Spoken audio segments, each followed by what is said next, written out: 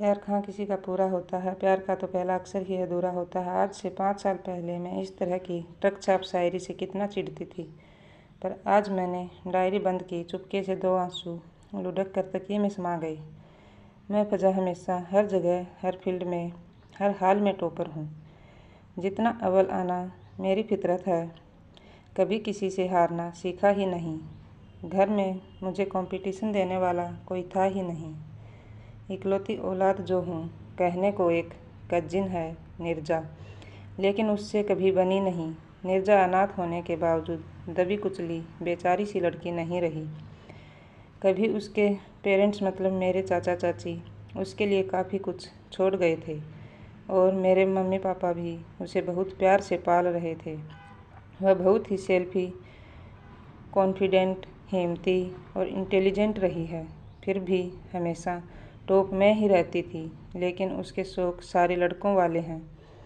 Cricket, football, volleyball से लेकर hiking, paragliding, drinking, diving तक तमाम एडवेंचर उसका एड्रेनलिन हमेशा हाई रहता है। हॉकी में तो उसकी एक्सपर्टाइज है। बॉब कट बाल और जींस ट्राउज़र या शॉर्ट डाले वह लड़कों के साथ ही घूमती रहती है। हमेशा गोरा रंग धूप में टैन ही रहता।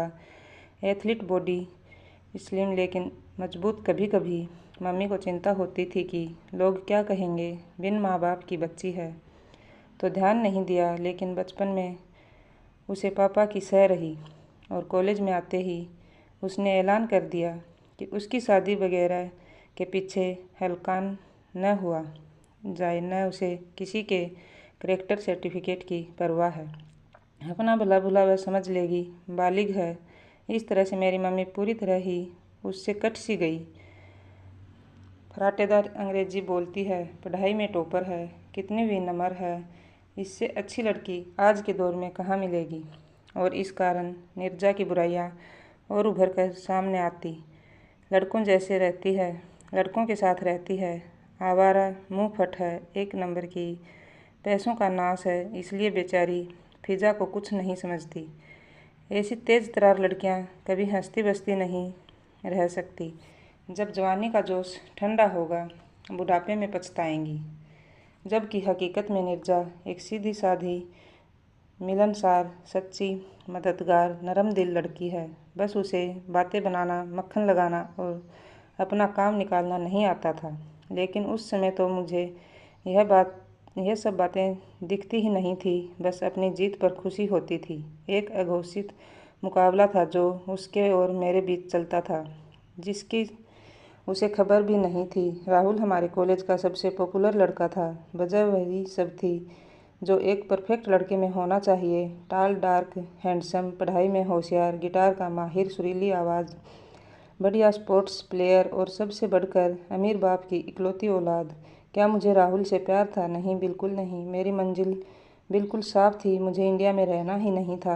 अमेरिका, लंदन या यूरोप बेस्ट किसी करोड़पति NRI की दुल्हन ही बनना था। इसलिए लड़कों के मामले में ट्रैक रिकॉर्ड सही होना भी ज़रूरी था। इसलिए राहुल में कोई दिलचस्पी नहीं थी। स्पोर्ट्स में एक जैसे शौक़ रखने के कारण फिजा से राहुल की बढ़िया जमती थी। अक्सर वे लोग साथ घूमते दिख जाते थे।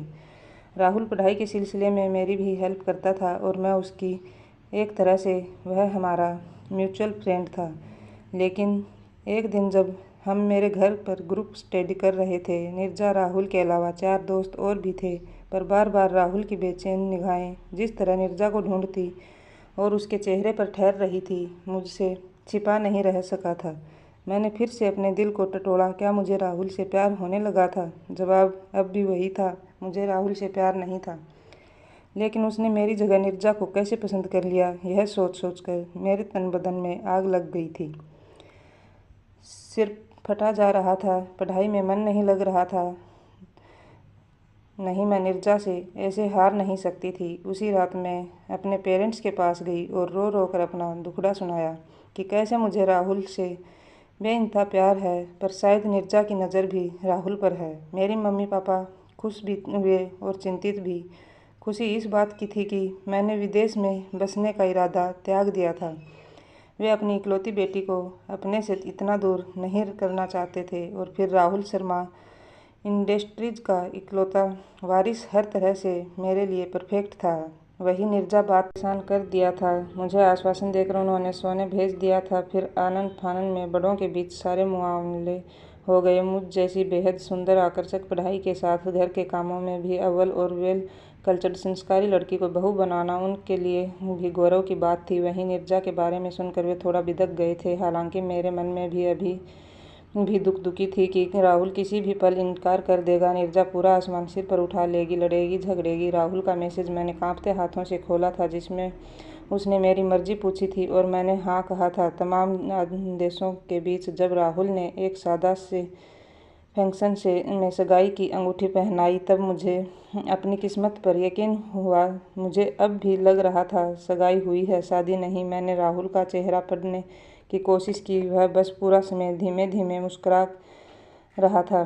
शादी के मुहूर्त 15 दिन बाद का सुनकर हम दोनों का आश्चर्य हुआ था, पर बोले कुछ नहीं थे।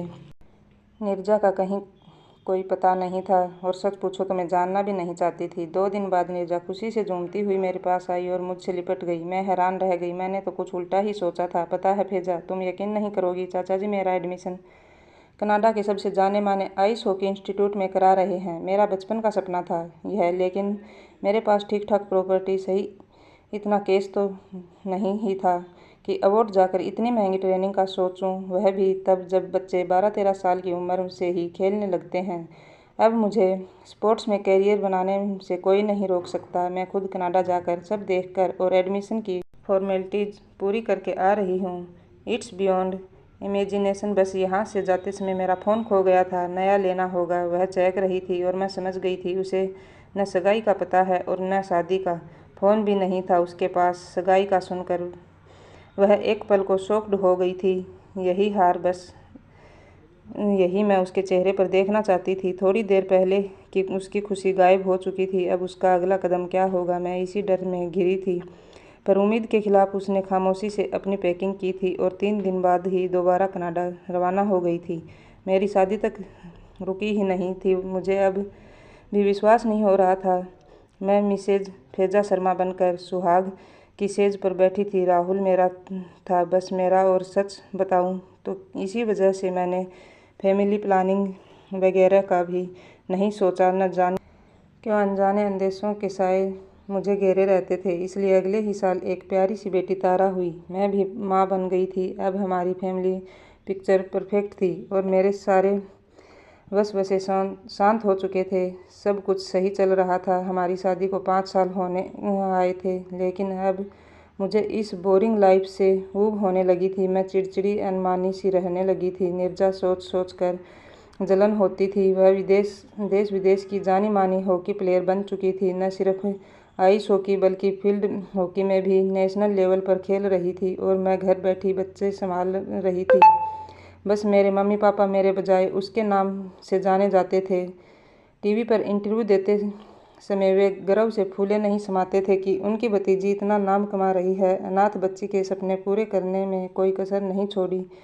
मुझे लगता था मैं राहुल को जीत कर बाकी सब हार बैठी हूँ नीरजा, लेकिन आज तो मैं पूरी तरह ही ढह गई। आज न जाने कैसे राहुल अपना सीक्रेट कंपार्टमेंट लॉक करना भूल गया। मैंने उसमें झांका तो नीरजा की तमाम फोटोज, इंटरव्यूज़, आर्टिकल थे, साथ ही एक डायरी जिसमें राहुल ने अपने दिल की हर बात लिखी थी कि कैसे उसे पहली बार नीरजा की बोल्ड कॉन्फिडेंट पर्सनैलिटी से प्यार हुआ, किस स्पोर्ट्स में उसका कौन सा मूव उसे इम्प्रेसिव लगता था, से लेकर नीरजा की पसंद नापसंद हर चीज़ उसमें दर्ज थी। राहुल ने कभी मुझसे नहीं पूछा था मेरा favourite colour, movie, song, food, पर नीरजा के बारे में सब पता था। यह भी लिखा था कैसे मेरे पापा ने बताया कि वह कनाडा जाकर ट्रेनिंग लेकर प्रोफेशनल कैरियर बनाना चाहती है, इसलिए उसे लगता है कि उसका प्यार नीरजा के कैरियर में रुकावट नहीं बनना चाहिए।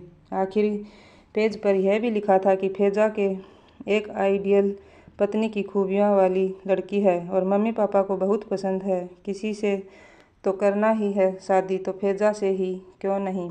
वह नीरजा की जगह नहीं ले सकती, लेकिन मैं ईमानदारी से अपनी जिम्मेदारियां उसके प्रति ज़रूर निभाऊंगा।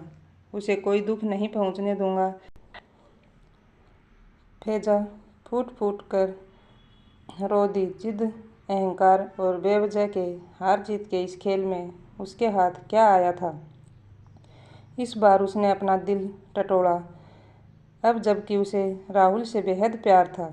राहुल की डायरी के आखिरी पेज पर लिखा था, प्यार कहाँ किसी का पूरा होता है, प्यार का तो पहला अक्सर ही अधूरा होता है। तकिया आंसुओं से भीग रहा था। तो दोस्तों, इस कहानी के बारे में आपकी क्या राय है? आपको कहानी कैसी लगी हमें कमेंट बॉक्स में बताएं। अगर अच्छी लगी तो वीडियो को लाइक करें और हमारे चैनल को सब्सक्राइब करें ताकि हमें मोटिवेशन मिलती रहेगी।